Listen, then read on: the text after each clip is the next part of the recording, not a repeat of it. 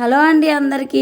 ఈరోజు మనం బెంగళూరులోని అత్యంత ప్రసిద్ధ ఆధ్యాత్మిక కేంద్రాల్లో ఒకటైన ఇస్కాన్ శ్రీ రాధాకృష్ణ దేవాలయాన్ని సందర్శించబోతున్నాం. ప్రస్తుతం నేను ఆలయ ప్రధాన ప్రవేశ ద్వారం వద్ద ఉన్నాను. మీరు చూస్తున్న ఈ మెట్లు భక్తులు భగవంతుని సన్నిధికి తీసుకువెళ్ళే మార్గం. మెట్లు ఎక్కుతూ ఉంటేనే మనలో ప్రశాంతమైన అనుభూతి కలుగుతుంది.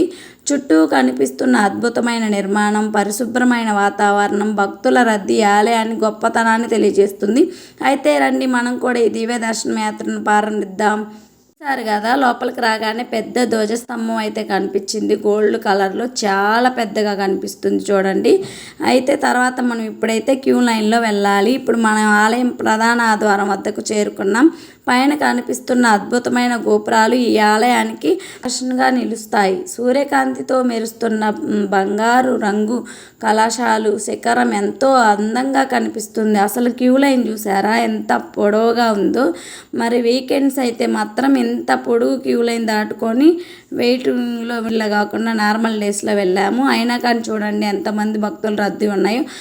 మధ్యలో మనకైతే కొన్ని ఇంకా మామూలు అయితే కనిపిస్తూ ఉంటాయి. ఇక్కడైతే మనకు సూర్యకాంతితో మెరిసిపోతున్న బంగారు రంగు కలశాలు శిఖరాలు ఎంతో అందంగా కనిపిస్తాయి. సంప్రదాయ భారత కళను ఆధునిక నిర్మాణ జీవన శైలితో కలిపి నిర్మించిన ఈ దేవాలయం మొదటి చూపులోనే అందరినీ ఆకట్టుకుంటుంది.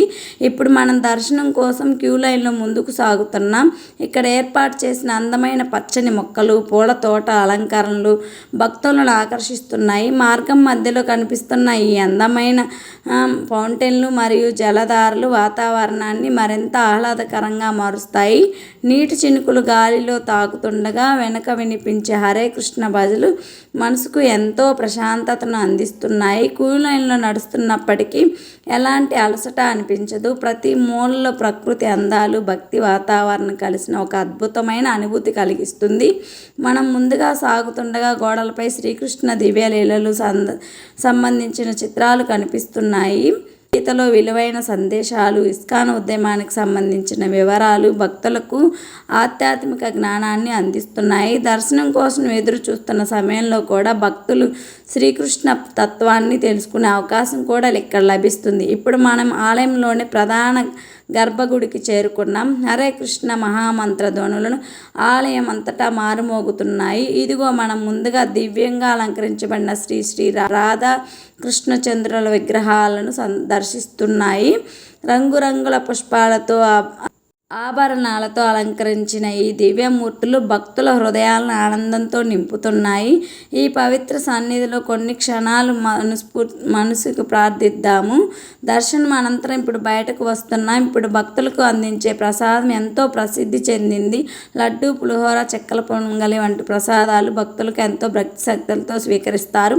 అలాగే ఇక్కడ ఆధ్యాత్మిక పుస్తకాల కేంద్రం, భక్తి వస్తువులు స్టాల్స్ కూడా ఉంటాయి. చాలామంది భక్తులు స్త్రీల పుస్తకాలను కొనుగోలు చేసి తమ ఆధ్యాత్మిక ప్రయాణాన్ని కొనసాగిస్తారు. ఇలా బెంగళూరులోని ఇస్కాన్ శ్రీ రాధాకృష్ణ దేవాలయంలో మా దివ్య దర్శనం ముగిసింది.